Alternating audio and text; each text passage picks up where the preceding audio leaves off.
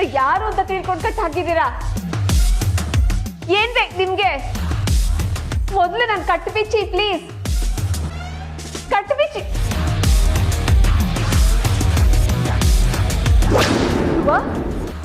ನೀನಾ? S, ನಾನೇ. ಯಾಕೆ ನನಗೆ ನೀ ಕಟ್ಟಾಕಿದ್ಯಾ? ನನಗೂ ನಿಮ್ಮನ್ನ ಈ ಥರ ಕಟ್ಟಾಕಿ ಟಾರ್ಚರ್ ಮಾಡೋದಕ್ಕೆ ಇಷ್ಟ ಇಲ್ಲ. ಒಂದೇ ಒಂದು ಕ್ವಶನ್ ಕೇಳ್ತೇನೆ, ಅದಕ್ಕೆ ಆನ್ಸರ್ ಬೇಕು ಅಷ್ಟೇ. ಏನದು?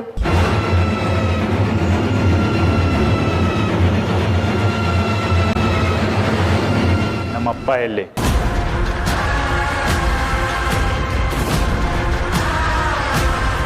ನನಗೆ ಗೊತ್ತಿಲ್ಲ.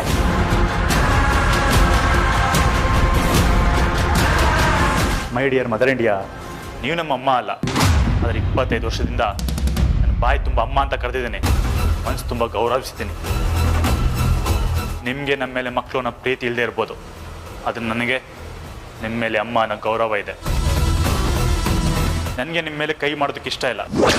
ನಿಜ ಹೇಳಿ, ನಮ್ಮಪ್ಪ ಎಲ್ಲಿದ್ದಾರೆ? ಗೊತ್ತಿಲ್ಲ ಧ್ರುವ, ನಿನ್ನ ಮೇಲೆ ಆಣೆ ನನಗೆ ಗೊತ್ತಿಲ್ಲ. ನನ್ನೇ ಸಾಯ್ಸಕ್ಕೆ ನೋಡ್ದವಳು ನೀನು, ನನ್ನ ಮೇಲೆ ಆಣೆ ಮಾಡ್ತಿದ್ಯಾ? ನಾ ಇದು ನಂಬೇಕಾ? ನೀನೊಂಥರ ವಿಷಯ ಸರ್ಪ ಇದ್ದಾಗೆ. ನೀನು ಮತ್ತೆ ಯಾವ ಕಾಣಿಸಿದ್ರೆ ಅವನ್ನೆಲ್ಲ ಮೊದಲು ನಿನ್ನ ಸಾಯಿಸ್ಬೇಕು ಅನ್ಸುತ್ತೆ. ಪ್ರಪಂಚದಲ್ಲಿ ಕೆಟ್ಟ ಇರೋಣ ಅಂತ ಅಂದ್ಕೊಂಡಿದ್ದೆ, ಆದರೆ ಅದೆಲ್ಲ ಸುಳ್ಳು. ನನಗೆ ಗೊತ್ತಿರೋ ಪ್ರಕಾರ ಪ್ರಪಂಚದಲ್ಲಿ ಕೆಟ್ಟ ತಾಯಿ ಅಂದರೆ ಅದು ನೀನೇ.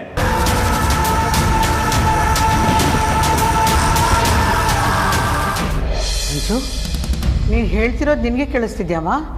25 ಲಕ್ಷ? ನಾವು ಕನಸಲ್ಲೂ ಅದನ್ನು ನೋಡಿಲ್ಲ ಕಣೆ. ನೀನಾದರೂ ಕನಸಲ್ಲಿ 25 ಲಕ್ಷ ನೋಡಿದ್ಯಾ? ಇಲ್ಲ ಅಮ್ಮ, ಆದರೆ ಅಲ್ಲಿ ಓದಿದ್ರೆ ತುಂಬ ಅವಕಾಶಗಳು ಸಿಗುತ್ತಂತೆ ಅಮ್ಮ. ಅಂಜು, ಯಾಕೆ ಹೀಗೆ ಮಾತಾಡ್ತಿದ್ಯಾ? ನಿಮ್ಮ ಅಪ್ಪನ ಸಂಪಾದನೆ ಎಷ್ಟು ಅಂತ ನಿನಗೆ ಗೊತ್ತಿಲ್ವಾ? ಅಂಜು, ನಮ್ಮನೆ ಪರಿಸ್ಥಿತಿ ನಿನಗೆ ಗೊತ್ತಲ್ವಾ? ಅಪ್ಪ ಈಗ ತಾನೇ ಕೆಲಸ ಕಳ್ಕೊಂಡು ನಮ್ಮನ್ನು ನೋಡ್ಕೊಳ್ಳೋದಕ್ಕೆ ಎಷ್ಟು ಕಷ್ಟಪಡ್ತಿದ್ದಾರೆ. ಬೆಳಗ್ಗೆಯಿಂದ ರಾತ್ರಿವರೆಗೂ ಆಟೋ ಓಡಿಸ್ತಾರೆ, ಆಮೇಲೆ ಇಡ್ಲಿ ಕ್ಯಾಂಟೀನ್ ನಡೆಸ್ತಾರೆ. ಎಷ್ಟು ಸಂಪಾದನೆ ಮಾಡ್ತಾರೆ ಅಂದ್ಕೊಂಡಿದ್ಯಾ ನೀನು? ಇಷ್ಟೆಲ್ಲ ಗೊತ್ತಿದ್ದು ನೀನು ಕೇಳ್ತಾ ಇದೆಯಲ್ಲ ಅಂಜು. ನೀನು 25 ಲಕ್ಷ ಕೇಳಿದ್ರೆ ನಾನು ಬೆವ್ತು ಹೋಗ್ತಾ ಇದ್ದೀನಿ ಕಣೆ. ನನಗೆಲ್ಲ ಗೊತ್ತುಮ್ಮ, ಆದರೆ ನಾವು ಈ ಕಷ್ಟದಿಂದ ಹೊರಗೆ ಬರಬೇಕು ಅಂದರೆ ನಾನು ಚೆನ್ನಾಗಿ ಓದಿ ಒಳ್ಳೆ ಕೆಲಸ ತೊಗೊಳ್ಳೇಬೇಕು. ಮಾ, ನಾನು ಆಸ್ಟ್ರೇಲಿಯಾದಲ್ಲಿ ಓದಿದ್ರೆ ಮೊದಲನೇ ಕೆಲಸದ ಸಂಬಳನೇ 30 ಲಕ್ಷ, ಅದು ತಿಂಗಳಿಗೆ. ನಿಮ್ಮಿಬ್ಬರಿಗೆ ಇವತ್ತಿನ ಕಷ್ಟ ಕಾಣ್ತಾ ಇದೆ, ಆದರೆ ನನಗೆ ನಮ್ಮ ಮುಂದಿನ ಒಳ್ಳೆ ಜೀವನ ಕಾಣ್ತಾ ಇದೆ. ಅಂಜು, ಏನು ಮಾತಾಡ್ತಾ ಇದೆಯಾ ನೀನು? ಆಕಾಶಕ್ಕೆ ಏಣಿ ಹಾಕೋದಕ್ಕಾಗತ್ತಾ? ನಾವು ಪಾತಾಳದಲ್ಲಿದ್ದೀವಿ. ಆಕಾಶನ ನೋಡಿ ಸಂತೋಷ ಪಡ್ಬೋದಷ್ಟೇ, ಅಲ್ಲಿಗೆ ಹೋಗೋದಕ್ಕಾಗೋದಿಲ್ಲ. ಹಾಗಂತ ನಾನು ಕನ್ಸು ಕಾಣೋದೇ ತಪ್ಪಪ್ಪ? ತಪ್ಪು. ತಂದೆ ತಾಯಿ ಪೂರೈಸೋಕ್ಕಾಗ್ತಿರೋ ಕನಸು ಕಾಣೋದು ತಪ್ಪು ಅಂಜು. ಮಾ, ಕಣ್ಣಿಲ್ದೇನೆ ಕನ್ಸು ಕಾಣೋದಿಲ್ವಾ? ಎಷ್ಟೋ ಜನ ಅದನ್ನು ಪೂರೈಸ್ಕೊಂಡಿಲ್ವಾ? ಮಾ, ನಮ್ಮ ಡಿಗ್ರಿಲಿ ಒಂದು ನಾಟಕ ಇತ್ತು. ಕತ್ಲಿರೋ ದಾರಿಲಿ ನಡಿಬೋದು, ಆದರೆ ಕನಸಿಲ್ಲದೆ ಇರೋ ದಾರಿಲಿ ನಡೆಯೋಕ್ಕಾಗಲ್ಲ ಅಂತ ಇತ್ತು. ನೋಡಮ್ಮ, ಈ ಸಾಹಿತ್ಯ, ಸಿನಿಮಾ, ನಾಟಕ, ಕತೆ, ಕಾದಂಬರಿ ಇವುಗಳಲ್ಲಿ ಬರೋ ಮಾತುಗಳೆಲ್ಲ ಹೊಟ್ಟೆ ತುಂಬಿದ ಮೇಲೆ ಹಸ್ತು ಹೊಟ್ಟೆಗೆ ಅನ್ನನೇ ಬೇಕು.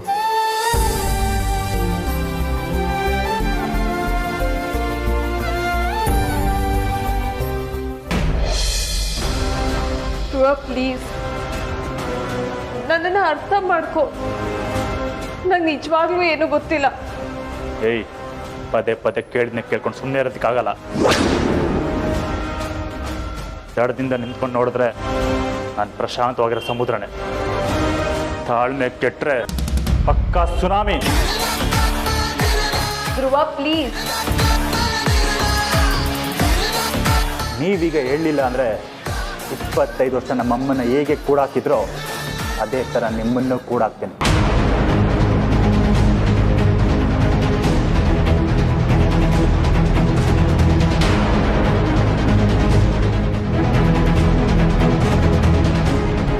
ಯಾಕವ್ನು ಫೋನ್ ತೆಗಿತಾ ಇಲ್ವಾ? ಇಲ್ಲ ಅಮ್ಮ, ರಾಜಣ್ಣ ಫೋನ್ ರಿಸೀವ್ ಮಾಡ್ತಿಲ್ಲ. ನಂಗೆ ಯಾಕೋ ತುಂಬ ಗಾಬರಿ ಆಗ್ತಾ ಇದೆ.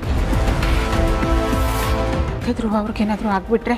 ಅಮ್ಮ, ರಾಜಣ್ಣಂಗೆ ಏನೂ ಆಗಲ್ಲ, ನೀವು ಸುಮ್ಮನೆ ಚಿಂತೆ ಮಾಡಬೇಡಿ. ಅಮ್ಮ, ಹಾಗೆ ನೀವು ನನ್ನ ಅವರೇ ಇವರೇ ಅಂತೆಲ್ಲ ಕರಿಬೇಡಿ. ಯಾಕ ಮೂಲ್ಯ ಅವರೇ, ನಾನು ಯಾವಾಗಲೂ ಹಾಗೆ ಕರೆಯೋದಲ್ವಾ? ಹಳೇದೇ ಒಂದು ಲೆಕ್ಕ, ಇನ್ನು ಮುಂದೆನೇ ಒಂದು ಲೆಕ್ಕ. ನೀವು ನನ್ನ ಪ್ಲೀಸ್ ಅಮ್ಮು ಅಂತಲೇ ಕರೀರಿ. ಆಮೇಲೆ ಇನ್ಮೇಲೆ ಯಾರನ್ನೂ ನೀವು ಅವರೇ ಇವರೇ ಅಂತೆಲ್ಲ ಕರೀಲೇಬೇಡಿ. ಯಾಕೆ ಏನಾಯಿತು ಅಮೂಲ್ಯ ಅವರೇ? ಇದ್ದಕ್ಕಿದ್ದ ಹಾಗೆ ಯಾಕೆ ಹೀಗೆಲ್ಲ ಹೇಳ್ತಿದ್ದೀರಾ?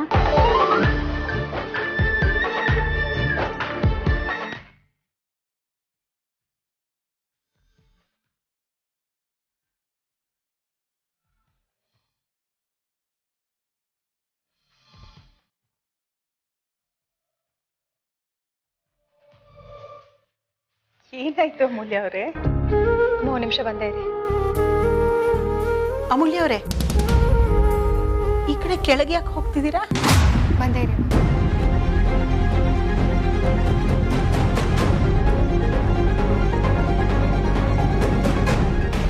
ಅಂಜು, ನಾನು ಹೇಳೋದನ್ನು ಕಿವಿಗೊಟ್ಟು ಕೇಳಿಸ್ಕೊ. ನಾನು ದಿನ 2,000 ರೂಪಾಯಿ ಸಾಲ ತರ್ತಾ ಇದ್ದೀನಿ.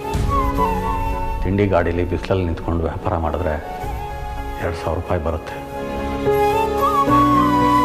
ಬಂದಿದ್ದಷ್ಟು ದುಡ್ಡು ಸಾಲಕ್ಕೆ ಹೋಗುತ್ತೆ.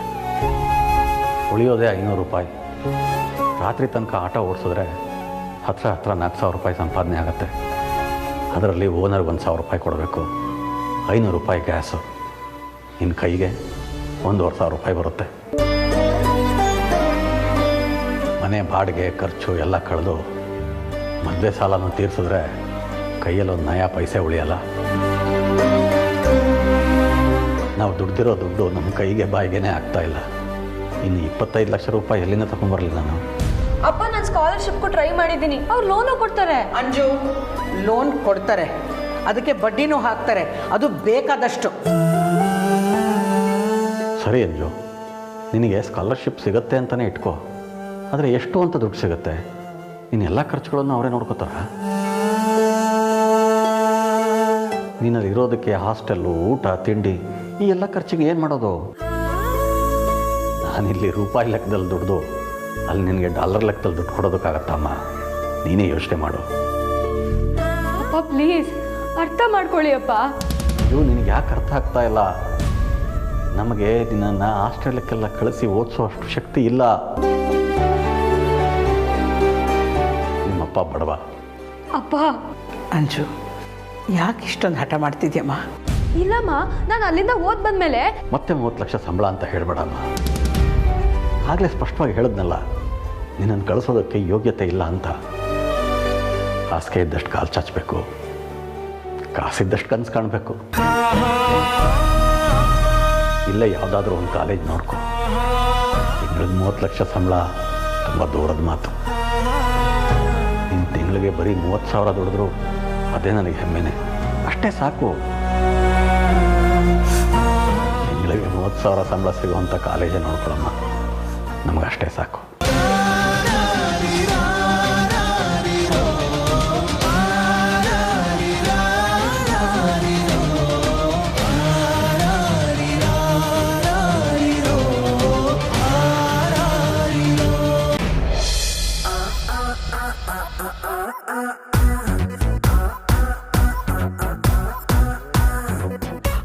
ಯಪ್ಪ, ಚುಚ್ಕೊಂಡ್ಬಿಟ್ಟಲ್ಲ ಕಾಂತ. ಇಲ್ಲ, ನಿನ್ನ ಜೀವನದಲ್ಲಿ ಆಗಲ್ಲ ಅನ್ನೋ ಮಾತೇ ಇಲ್ಲ. ಆಗದು ಎಂದು ಕೈ ಕಟ್ಟಿ ಕುಳಿತಾರೆ. ಟ್ರೈ ಮಾಡು. ಅಯ್ಯಯ್ಯೋ, ಮತ್ತೆ ಚುಚ್ಕೊಂಡಲ್ಲ. ಎಷ್ಟು ಕಷ್ಟಪಟ್ಟರು ಈ ಸೂಜಿಗೆ ಈ ದಾರನ ಪೋಣ್ಸಕ್ ಆಗ್ತಾ ಇಲ್ವಲ್ಲ ಶಿವ. ಇಲಕಿಲ ನಾ ಬಿಡಕಿಲ್ಲ.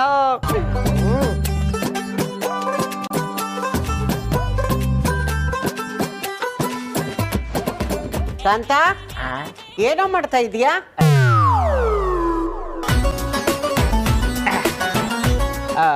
ಸಾರ್ಥಕ್ ಸರು ನೀನು ಮನೆಗೆ ಹೋದ್ರೆ ಬೇಗ ಬರಲ್ಲ, ಬೆಳಗ್ಗೆನೆ ಎಲ್ಲೋ ಹೋಗ್ಬೇಕು, ಅದಕ್ಕೆ ಇಲ್ಲೇ ಉಳ್ಕೊ ಅಂತ ಹೇಳಿದ್ರು. ನಾನು ಇವತ್ತು ಇಲ್ಲೇ ಉಳ್ಕೊತಾ ಇದ್ದೀನಿ. ನಾನು ಅದನ್ನೆಲ್ಲ ಕೇಳಿದ್ದು. ಕಣ್ಣಿಗೆ ಬಟ್ಟೆ ಕಟ್ಕೊಂಡು ಏನೋ ಮಾಡ್ತಾ ಇದೆಯಲ್ಲ, ಅದನ್ನ ಏನು ಅಂತ ಕೇಳಿದೆ. ಅಜ್ಜಿ, ಅದು ನೀವು ಮಾಡಿದ ಒಂದು ಸಾಧನೆನ ನಾನು ಮಾಡೋಕ್ಕೆ ಟ್ರೈ ಮಾಡ್ತಾ ಇದ್ದೀನಿ. ಏನೋ ಅದು? ಅಜ್ಜಿ, ಹಿಂದೆ ಒಂದ್ಸಲ ನೀವು ದಾರಕ್ಕೆ ಸೂಜಿನ ಪೋಣಿಸ್ತಾ ಇದ್ರಿ, ಅಲ್ಲ ಸೂಜಿಗೆ ದಾರನ ಪೋಣಿಸ್ತಾ ಇದ್ರಿ. ಅವಾಗ ನಿಮಗೆ ಕಣ್ ಕಾಣಿಸ್ತಾ ಇರ್ಲಿಲ್ಲ. ಆ ನಿಮ್ಮ ಕಲೆನ ನೋಡಿ ನಾನು ನಿಮ್ಮ ದೊಡ್ಡ ಫ್ಯಾನ್ ಆಗ್ಬಿಟ್ಟೆ. ಅದಕ್ಕೆ ಆ ಕಲೆನ ನಾನು ಕಲ್ತ್ಕೋಬೇಕು ಅಂತ ದಿನ ರಾತ್ರಿ ಕಣ್ಣಿಗೆ ಬಟ್ಟೆ ಕಟ್ಕೊಂಡು ಸೂಜಿ ನಿಂಗೆ ಹಿಡ್ಕೊಂಡು ದಾರ ಪೋಣಿಸಕ್ ಟ್ರೈ ಮಾಡ್ತಾ ಇರ್ತೀನಿ. ಅಂದ್ರೆ ನೀ ಹೇಳೋದೇನೋ ಅವತ್ತು ನನ್ನ ಕಣ್ ಕಾಣಿಸ್ತಾ ಇದ್ರು, ಕಾಣಿಸ್ತಾ ಇಲ್ಲ ಅಂತ ನಾಟಕ ಮಾಡ್ತಾ ಇದ್ದೀನಿ ಅಂತಲಾ? ಹೌದ್ಲಾ? ಹೌದ್ಲಾ? ಹಂಗದ್ರೇನೋ? ಅಂದ್ರೆ ಹೌದು ಅಲ್ಲ ಎರಡು. ನನ್ನನ್ನೇ ಆಡ್ಕೊಳ್ತೀಯಾ? ಸಾರ್ಥಕ್ಕೂ ಅಮ್ಮ ಬರ್ಲಿ, ನನ್ನ ಕಣ್ ಕಾಣಿಸ್ತಾ ಇಲ್ಲ ಅಂತ ನಾಟಕ ಆಡ್ತಿದ್ದೆ ಅಂತ ಹೇಳ್ತಾನೆ ಅಂತ ಹೇಳ್ತೀನಿ. ಅಯ್ಯಯ್ಯೋ ಅಜ್ಜಿ, ನಿಮ್ ಕಾಲಕ್ಕೆ ಬೀಳ್ತೀನಿ, ದಯವಿಟ್ಟು ಆ ಥರ ಮಾತ್ರ ಮಾಡಬೇಡಿ. ನಿಮ್ಮ ಈ ಕಲೆನ ನೀವೇ ಇಟ್ಕೊಳ್ಳಿ, ನಾನಂತೂ ಮಾಡಲ್ಲ. ಬಾ ದಾರಿಗೆ, ಇರ್ಲಿ ನಿನಗೆ ಮಾಡ್ತೀನಿ ಬಾ. ಅಯ್ಯೋ ಅಜ್ಜಿ, ಅಜ್ಜಿ ಅಲ್ವಕ್ಕಂತ ಚೇರ್ ಮೇಲಿರೋ ಮಳೆ ಅಕಸ್ಮಾತಾಗಿ ಚುಚ್ಚಿದ್ರೆ ಓಕೆ, ಗೋಡೆಯಲ್ಲಿರೋ ಮಳೆನ ಎಗ್ರಿ ಚುಚ್ಚಿಸ್ಕೊತಾ ಇದೆಯಲ್ಲ, ನಿನ್ನ ಜನ್ಮಕ್ಕೆ ಏನು ಹೇಳಬೇಕು? ಇದಕ್ಕೆ ಅನ್ಸುತ್ತೆ ನೀನು ಇನ್ನ ಹೆಣ್ಣು ಸಿಕ್ಕಿಲ್ಲ. ಶ್ರೀಮದ್ ರಮಾರಮಣ ಗೋವಿಂದ ಹರಿಗೋವಿಂದ ಗೋವಿಂದ. ಅಜ್ಜಿ ಇನ್ನೇನು ಗತಿ ಕಾಣಿಸ್ತಾರೋ ನನಗೆ.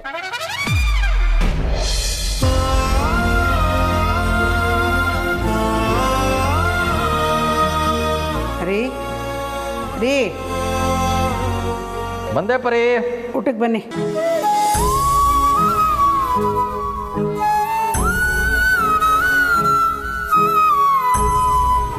ಅಂಜು ಇಲ್ಲಿ ಊಟ ಬೇಡ ಅಂದ್ಲು. ಯಾಕೆ ಅಳ್ತಾ ಇದ್ದಾಳ? ರೂಮಲ್ಲಿದ್ದಾಳೆ. ಊಟಕ್ಕೆ ಕರೆಯೋಕ್ಕೆ ಹೋದಾಗಲೂ ಅದೇ ರಾಗ ಅದೇ ಹಾಡು.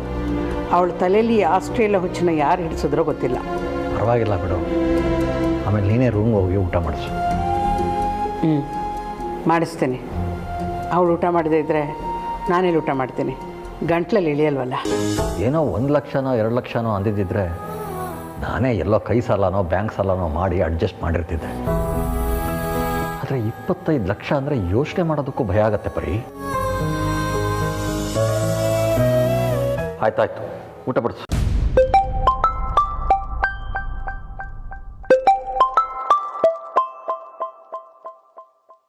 ಇವನು ಯಾಕೆ ಇಷ್ಟೊತ್ತಲ್ಲಿ ಫೋನ್ ಮಾಡ್ತಾ ಇದ್ದಾನೆ? ಯಾರೀ ಅದು? ಸುಧಾಕರ. ಸುಧಾಕರ ಅಂದರೆ? ಅದೇ ನಮ್ಮ ಬ್ರೋಕರ್ ಸುಧಾಕರ. ಏನಪ್ಪ ಸುಧಾಕರ, ಇಷ್ಟೊತ್ತಲ್ಲಿ ಬಡವನ್ ನೆನೆಸ್ಕೊಂಡಿದ್ಯಾ? ನಿನ್ನಂಥ ಕಪಿಗಳನ್ನ ನೆನೆಸ್ಕೊಳ್ಳೋದೇ ನನ್ನ ಡ್ಯೂಟಿ ಅಲ್ವಾ ಮಂಜಣ್ಣ? ಹೇಯ್, ಯಾಕೋ ನನ್ನನ್ನು ಕಪಿ ಅಂತಿದ್ಯಾ? ಕಪ್ಪಿ ಅಂದರೆ ಕನ್ಯಾ ಪಿತೃಗಳು, ಅಂದರೆ ಹೆಣ್ಮಕ್ಳು ತಂದೆ ಅಂತ ಅರ್ಥ. ಆಗ ಹೌದೌದು. ಅಂದಾಗೆ ನಿಮ್ಮ ಕೊನೆ ಮಗಳು ಅವಳ ಹೆಸರೇನು? ಅಂಜಲಿ ಅಲ್ವಾ? ಅವಳದು ಓದ್ ಮುಗೀತಾ? ಇಲ್ಲ, ಇನ್ನೊಂದು 6 ತಿಂಗಳಿದೆ ಅಷ್ಟೇ. ಓಹೋ, ಸೂಪರ್ ಆಗಿದ್ರೆ ಈಗಿಂದ ಗಂಡು ನೋಡಿದ್ರೆ ಇನ್ನು 6 ತಿಂಗಳಲ್ಲಿ ಮದುವೆ ಮಾಡ್ಬೋದು. ಸುಧಾಕರ, ಏನೋ ಹೇಳ್ತಾ ಇದೀಯ ನೀನು? ಓ, ಆಗ್ಬೇಕಾಗಿರೋದು ಹೇಳ್ತಾ ಇದ್ದೀನಣ್ಣ. ಮೊನ್ನೆ ಆಫೀಸ್ಗೊಬ್ರು ಬಂದಿದ್ರು, ನಿಮ್ಮ ಮಗಳನ್ನ ಯಾವುದೋ ಮದುವೆ ಮನೇಲಿ ನೋಡಿದಾರಂತೆ. ಅವ್ರಿಗೆ ನಿಮ್ಮ ಅಂಜಲಿ ಇಷ್ಟ ಆಗಿದ್ದಾಳೆ, ನಿಮಗೂ ಗೊತ್ತಂತೆ. ಅವರು ನಿಮ್ಮ ಮಗಳನ್ನ ಮದುವೆ ಮಾಡ್ಕೊಬೇಕು ಅಂತಿದ್ದಾರೆ. ನಾಳೆ ಬರ್ತೀನಿ ಅದ್ರ ಬಗ್ಗೆ ಮಾತಾಡೋಕ್ಕೆ ನಿಮ್ಮ ಮನೆಗೆ. ಬೇಡ ಸುಧಾಕರ, ನೀನು ಬರೋದು ಬೇಡ. ಸದ್ಯಕ್ಕೆ ನನ್ನ ಮಗಳಿಗೆ ಮದುವೆ ಮಾಡೋ ಯೋಚನೆ ನನಗಿಲ್ಲ. ಮಂಜಣ್ಣ, ನಿನ್ಗೇನಾದರೂ ತಲೆ ಕೆಟ್ಟಿದ್ಯಾ? ಬೆಳೆದು ನಿಂತಿರೋ ಮಗಳು ಮದುವೆ ಮಾಡಿ ಜವಾಬ್ದಾರಿ ಕಳ್ಕೊಂಡು ಕೈ ತೊಳ್ಕೋದು ಬಿಟ್ಟು ಮದುವೆ ಮಾಡಲ್ಲ ಅಂತಿದ್ಯಾ? ನೋಡು ಸುಧಾಕರ, ಹೆಣ್ಮಕ್ಳನ್ನ ಮದುವೆ ಮಾಡಿಬಿಟ್ಟು ನನ್ನ ಜವಾಬ್ದಾರಿ ಮುಗೀತು ಅಂತ ಕೈ ತೊಳ್ಕೊಳ್ಳೋ ಮನುಷ್ಯ ಅಲ್ಲ ನಾನು. ಕೊಟ್ಟ ಹೆಣ್ಣು ಕುಲದಿಂದ ಹೊರಕ್ಕೆ ಅನ್ನೋ ಹಳೆ ಕಾಲದವನು ಅಲ್ಲ. 4 ಹೆಣ್ಮಕ್ಳು ತಂದೆ ನಾನು. 3 ಜನರಿಗೆ ಮದುವೆನೂ ಮಾಡಿದ್ದೀನಿ. ನನಗೆ ಗೊತ್ತು ನನ್ನ ಮಗಳಿಗೆ ಯಾವಾಗ ಮದುವೆ ಮಾಡಬೇಕು, ಹೇಗೆ ಮಾಡಬೇಕು, ಯಾರಿಗೆ ಕೊಟ್ಟು ಮಾಡಬೇಕು ಅಂತ. ಅವಳಿಗೆ ಇನ್ನೂ ಓದಬೇಕು ಅನ್ನೋ ಆಸೆ ಇದೆ.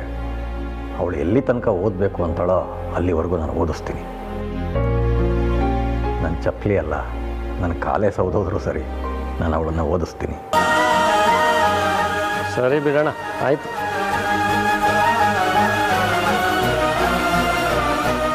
ಪರಿ, ಅರ್ಥ ಆಯ್ತು ರೀ.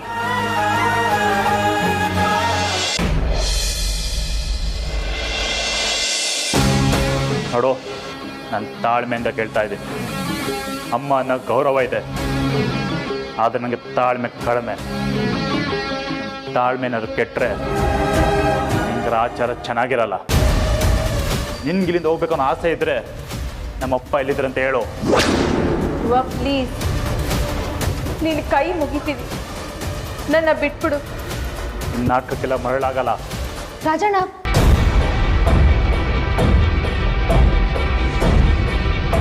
ರಾಜಣ್ಣ, ಏನು ಮಾಡ್ತಿದ್ದೀರಾ ನೀವು? ಅಮ್ಮು, ನಿನಗೆ ಗೊತ್ತಾಗಲ್ಲ. ಇವ್ರು ನಮ್ಮಪ್ಪನ ಬಚ್ಚಿಟ್ಟಿದ್ದಾರೆ. ಎಲ್ಲಿ ಅಂತ ಹೇಳೋರು ನಾ ಇವ್ರನ್ನ ಬಿಡಲ್ಲ.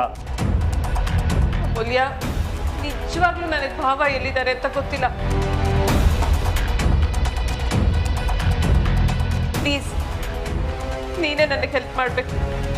ನನ್ನನ್ನು ಮೊದಲಿಲ್ಲಿಂದ ಕರ್ಕೊಂಡು ಹೋಗು. ಏಯ್, ಹುಚ್ಚು ಬಾಯ್. ಈ ನಾಟಕಕ್ಕೆಲ್ಲ ನಮ್ಮ ಮರಳಾಗಲ್ಲ. ನೀನು ಎಂತವಳು ಅಂತ ಅಮ್ಮಲಿಂಗ್ ಚೆನ್ನಾಗಿ ಗೊತ್ತು.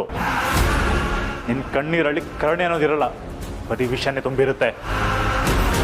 ಧ್ರುವ, ಸುಮ್ಮನೆ ಏನೇನೋ ಮಾತಾಡಬೇಡ. ಅಮೂಲ್ಯ, ನಿಜ ಹೇಳ್ತಾ ಇದ್ದೀನಿ, ನನಗೇನು ಗೊತ್ತಿಲ್ಲ. ಪ್ಲೀಸ್, ಮೊದಲು ನನ್ನಿಂದ ಕರ್ಕೊಂಡು ಹೋಗು. ರಾಜಣ್ಣ, ಸುಹಾಸಿನಿ ಅಂತ ಹೇಳ್ತಿರೋದು ನಿಜ. ಅವ್ರಿಗೆ ನಿಮ್ಮ ತಂದೆ ಬಗ್ಗೆ ಏನೂ ಗೊತ್ತಿಲ್ಲ.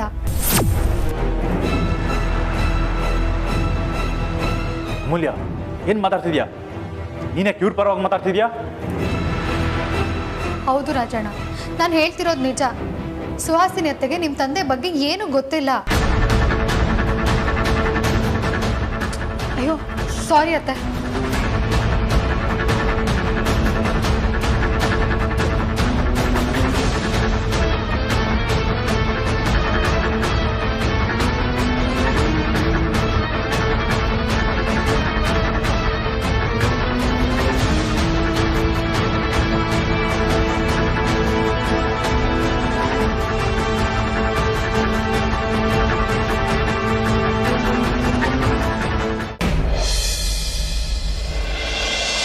ರಾಜಣ್ಣ, ಒಂದು ಮಾತ್ರ ನೆನ್ಪಿಟ್ಕೊಳ್ಳಿ, ಅವ್ರು ನಿಮ್ಮ ಹೆತ್ತ ತಾಯಿ ಆಗಿಲ್ಲದೆ ಇರ್ಬೋದು.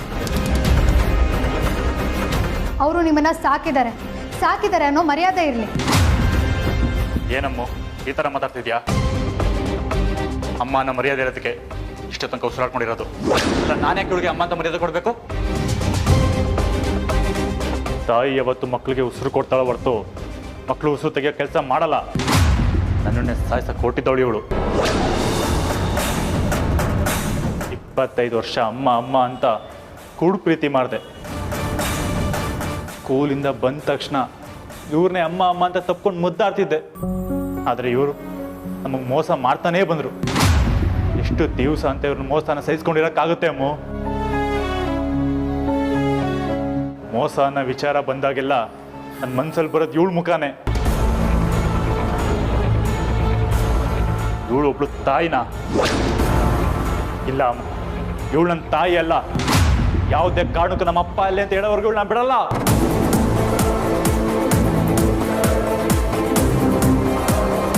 ಅಮೂಲ್ಯ, ನಾನು ಸತ್ಯವಾಗ್ಲೂ ಹೇಳ್ತಾ ಇದ್ದೀನಿ, ನನಗೆ ಅವ್ರ ತಂದೆ ಎಲ್ಲಿದ್ದಾರೆ ಅಂತ ಗೊತ್ತಿಲ್ಲ. ನಾನು ಏನು ಮಾಡಿಲ್ಲ. ಸರಿ ರಾಜಣ್ಣ, ಆಯಿತು. ಅವರು ನಿಮ್ಮ ತಾಯಿ ಅಲ್ಲ, ಅವ್ರ ಮೇಲೆ ನಿಮ್ಮ ಗೌರವ ಇಲ್ಲ. ಹೋಗಿ, ನಾನು ನಿಮ್ಮ ಅತ್ತಿಗೆ ಅಲ್ವಾ? ಅದಕ್ಕೆ ತಾಯಿ ಸಮಾನ ಅಂತ ಹೇಳ್ತಾರೆ. ನನ್ನ ಮೇಲೂ ನಿಮಗೆ ಗೌರವ ಇಲ್ವಾ? ನಾನು ನಿಮಗೆ ಅಣ್ಣನ ಸ್ಥಾನನ ಕೊಟ್ಟಿದ್ದೀನಿ, ಆದರೆ ನಿಮಗೆ ನನ್ನ ಮೇಲೆ ಒಂಚೂರು ಪ್ರೀತಿ ಗೌರವ ಅನ್ನೋದಿಲ್ವಾ? ಎಮೋಷನಲ್ ಫುಲ್ ಥರ ಆಡಬೇಡ. ಸರಿ ಬಿಡಿ, ಹಾಗಿದ್ರೆ ಇವತ್ತಿಗೆ ನಿಮ್ಮ ಸಂಬಂಧ ಮುಗೀತು ಅನ್ಕೋತೀನಿ. ಏನಾಗಿದೆ ನನಗೆ? ಯಾಕೆ ಈ ಥರ ಮಾತಾಡ್ತಿದ್ಯಾ? ರಾಜಣ್ಣ, ಪ್ಲೀಸ್ ಸುಮ್ಮನೆ ಬಿಡಿ. ಸಮಯ ಬಂದಾಗ ಎಲ್ಲ ನಿಮಗೆ ಅರ್ಥ ಆಗುತ್ತೆ. ರಾಜಣ್ಣ, ನಿಮಗೆ ನನ್ನ ಮೇಲೆ ನಿಜವಾಗ್ಲೂ ರೆಸ್ಪೆಕ್ಟ್ ಇರೋದೇ ಆದರೆ ಪ್ಲೀಸ್ ಇಲ್ಲಿಂದ ಹೊರಡಿ ರಾಜಣ್ಣ.